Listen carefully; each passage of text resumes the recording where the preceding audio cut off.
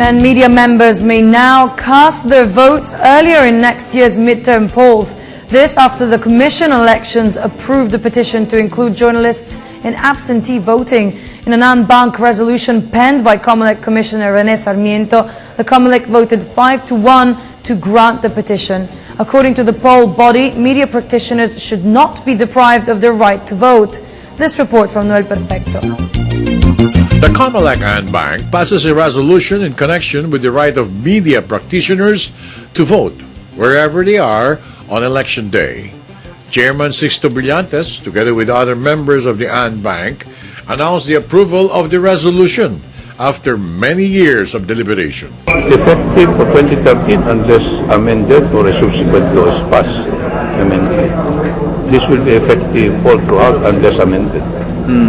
So, gagamitin na ito every election time. Media practitioners were visibly happy after the Comelec approved the resolution.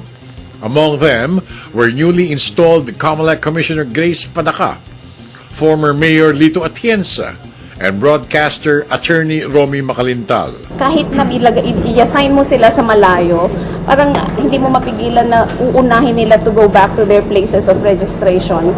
Samantala, ang daming dapat i-cover yung opening bago mag-alas 7. Di ba may mga proseso na dapat may witnesses, dapat nandito yung mga documents. They cannot cover that anymore because they choose to vote early dun sa places of registration nila. So with this siguro, makukure na yon. Kinatutuwa natin lahat at ako'y nandito para batiin nga yung mga naging pasimuno nitong galaw na ito na hingin yung karapatan ng mga media men makaboto muna bago sila magtrabaho.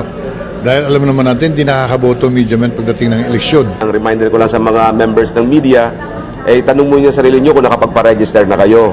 Baka mamaya hindi naman kayo registered voter, ay masayang itong ating pinaglabang ito, no?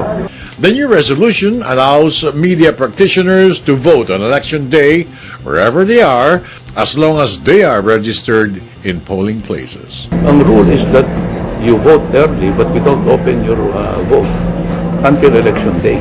So effectively, parang sa election day lang binibilang. Napakaganda po nito para sa mga kapatid nating mamamahayag dahil siyempre sila yung talagang inaasahan natin, no, na maggarantiyan ng transparency ng eleksyon at hanggang ngayon sila pa yung ironically hindi nakakaboto.